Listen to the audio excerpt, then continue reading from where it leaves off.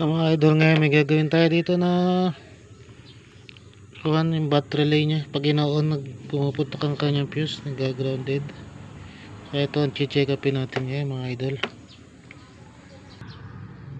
Ito mga idol, susubukan muna natin siyang irekta. Ayan o, irekta natin to. Ayan, grounded siya.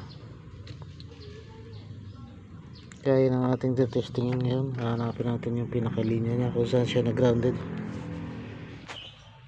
Ayan mga idol, ito ang kanyang switch ng bat, pero dito nag-grounded sa ilalim. Ayan, dumikit dito. Ayan ang problema niya, kaya nagpuputok siya ng fuse pag ino-on itong battery relay niya. Ayan mga idol, nakita na natin ang problema. Ayan, dumikit siya dito sa ilalim, dito sa pinakabakal, kaya siya nag-grounded.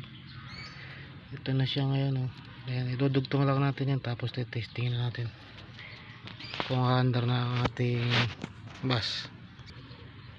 Ayan, ito na mga idol, testingin na natin. Ayan, tumunog na ang kanyang bat. Ngayon, i-start na natin.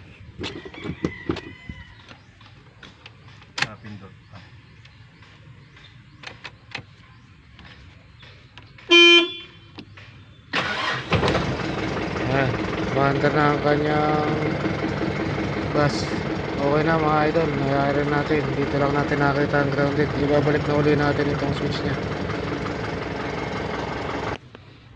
Ayan mga idol, nakikabit na natin siya. Ikaw natin, start.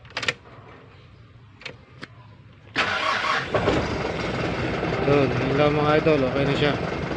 Maraming salamat, thank you for watching. Pagana na po natin ang ating battery relay. Hindi na siya nag-grounded ngayon.